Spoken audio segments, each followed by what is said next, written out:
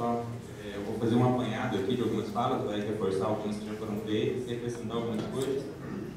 Eu vou, presidente, tentar fazer mais ou menos como o senhor faz com algumas falas, né? Eu concordo com tudo que o senhor disse, só preciso corrigir algumas coisas, né? A primeira coisa, assim, a gente não pode delegar para o jurídico decidir se vai ou não vai ter. Por quê? O jurídico vai decidir aquilo que o governante disser. O direito dá margem à interpretação, e a lei é letra fria. Então, a lei vai ser interpretada conforme o intuito do governante. É exatamente por isso que existe correndo na STF, né, como o presidente lembrou, uma ação direta de inconstitucionalidade sobre exatamente a possibilidade ou não de participação de organizações sociais nos governos. E, no fim das contas, inclusive com uma grande possibilidade de que se declare a inconstitucionalidade. E daí, a gente estaria aqui criando, já para apontar a direção do que eu vou tentar dizer, a gente está tentando colocar um artigo, né, na nossa lei do Sistema Municipal de Cultura que existe uma grande possibilidade de que ela seja apontada como inconstitucional. Então é bastante interessante que a gente faça esse debate antes e um debate qualificado sobre isso, né? Algumas questões já foram postas, então eu vou tentar apontar alguns detalhes. Sobre aumento de custos, de fato, a gente pode assumir aí 20% desse valor, mas na verdade o orçamento da fundação ele representa 5% do valor. O valor que é do valor total, pelos dados que o senhor falou, que a fundação administra, 5% deles apenas são repassados ao ICAC. Então não me parece que encontrar formas de administrar de um jeito diferenciado esse 5% do orçamento seja de fato uma atividade tão complexa. Mesmo que seja uma atividade muito complexa, é uma opção política. E quando a gente discute um sistema de políticas, a gente está fazendo discussões efetivamente políticas. Por que eu trago isso?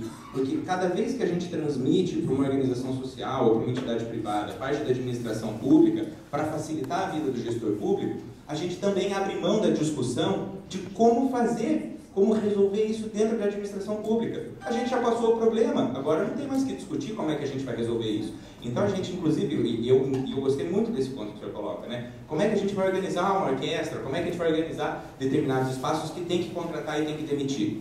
A gente tem que fazer isso, mas a gente tem que discutir isso dentro do espaço público, dentro da gestão pública. E toda vez que a gente transmite isso para uma OS fazer pela gente, a gente também abre mão do debate. Porque é um debate cansativo, a gente está aqui cansado, é chato discutir isso, e, obviamente, se a gente puder abrir mão de ter que passar esse sofrimento, a gente acaba abrindo mão. E isso aí vai se arrastando daí de um governo para outro e vai ficando. E aí entra num ponto específico. O sistema é uma política de Estado. As OS foram criadas como políticas de governo. Por quê? Porque normalmente o que se faz é que se criam OS, você cria um sistema já que é conveniente para indicar o conselho, para indicar o presidente, a forma de gestão dela, ela é conveniente para o governante que está apoiando a criação daquilo e a transmissão daquela responsabilidade, e daí normalmente você vê os problemas surgindo quando mudam os governos. Por isso que eu digo que ela é uma política de governo, não uma política de Estado. É o caso, por exemplo, que o prefeito está passando atualmente com o ICI. Tudo bem, o ICAC não é o ICI. Eu não estou dizendo que o ICAC é o ICI. Também não estou dizendo que todas as organizações sociais são aqui um pandemônio. Não é isso. Agora o que eu estou dizendo ela pode vir a se tornar. E se ela pode vir a se tornar, para mim já é mais do que razão suficiente para a gente não incluí-la no Sistema Municipal de Cultura. Porque a gente não quer dar margem para que isso possa vir a acontecer. Essa é uma razão para isso. E aí eu aponto aí para, depois até, se puderem colocar a minuta do projeto de lei no PowerPoint ali, para mostrar para as pessoas, a seção que vai falar, a seção específica que fala da inclusão do ICAC, incluindo o ICAC na estrutura da fundação, e o segundo momento que tem é o quê? É dizendo que ele faz parte da coordenação do sistema. E aí não existe a menor chance da gente concordar com que ele venha coordenar o sistema. Né? Para coordenar, ele pode, exatamente, eu gostei da fala do Cordoni, desculpa. O Cordoni faz uma fala muito precisa quando ele diz: o ICAC não faz a política cultural, ele executa. Se ele executa, ele não tem função de coordenação, e por isso ele precisa ser retirado daquele espaço da lei. Certo? Assim, eu estou tentando arrematar diversas opiniões que foram colocadas, tentando concatenar um pouco o debate para a gente sair com uma coisa mais propositiva. E aí eu preciso só falar de mais uma questão questão que colocam aqui, que é uma questão de transparência, na verdade, de outra questão, além da questão do ICAC estar ou não fazendo parte, né? Essa é uma questão, a minha opinião é manifesta, eu acho que o ICAC não deve fazer parte disso, o que não impede o ICAC de ter um contrato com a fundação, certo? Eu só não gostaria que ele estivesse presente na minuta, obviamente que vai ser enviada para o prefeito, para que se faça uma proposta de lei, certo? Eu entendo que isso amarra um pouco as coisas e elas não têm que estar amarradas, tem que estar de acordo com a conveniência do governante. Portanto, se a gente tiver um governante e achar que é bom naquele momento fazer um contrato, a gente faz o contrato. Se achar que não é conveniente, não faz. Uma vez que estiver na lei, a gente não tem mais essa opção, certo? Está lá, ele faz parte. Uma questão que é sobre transparência.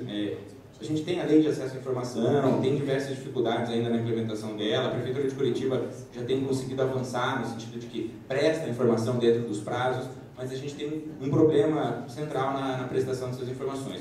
Muitas vezes as informações são insuficientemente prestáveis. E aí, o que eu digo com isso? A gente pede, por exemplo, eu quero saber qual é o contrato. Você pede lá, fala assim, olha, eu quero acesso a todos os contratos relacionados a determinada ação cultural. E daí você tem lá os principais contratos bem mencionados, outros contratos não bem mencionados. A gente fica sabendo, porque a gente também está envolto no meio, né? A gente está envolvido no meio. E aí a pessoa fala assim, não, mas eu também fiz parte disso, minha empresa foi contratada, mas não está lá. Então, assim, a gente tem que pensar o quê? Que é interessante pensar para incluir no sistema, que é um órgão de controle externo da transparência. Né? Pensar uma ouvidoria específica para a questão da transparência. Então, pensar, olha, vamos eleger um ouvidor popular, a Câmara Municipal está com o processo agora de eleição, né? Está encaminhando ainda, né? Se arrasta por anos, mas está encaminhando o processo de ouvidor. Acho que é um modelo que a gente pode importar para o Sistema Municipal de Cultura, ter um ouvidor externo, um representante da sociedade, que nesse sentido cumpra um papel que muitas vezes para o gestor é complexo de cumprir. Que ele possa fazer essa avaliação, dizer, olha, aqui faltou informação, tem que esclarecer tal coisa, essa está insuficiente. Principalmente nessa questão da transparência, uma ouvidoria externa, ocupada por, gerida ou coordenada por um representante da sociedade civil, é algo que a gente tem que incluir nessa questão da gestão pública. E aí, por último, preciso só fazer uma questão que é pessoal. Eu sou um pouco, daquele, vamos dizer, um tanto quanto ignóbil que você referiu no começo. E aí eu preciso dizer que me senti um pouco ofendido e preciso fazer essa fala que é de desagravo próprio. Eu sou uma dessas pessoas que nunca produziu uma obra de arte. Eu nunca produzi uma obra de arte. Mas não é por isso que eu não posso vir aqui discutir cultura. Então, é preciso ter um cuidado, porque eu sou um cidadão pleno, eu consumo produtos culturais, eu participo, eu estou integrado, certo? Mas eu nunca produzi uma obra de arte. E eu não posso acreditar que essa seja a razão que vai me deslegitimar para estar aqui nesse espaço de participação. Obrigado.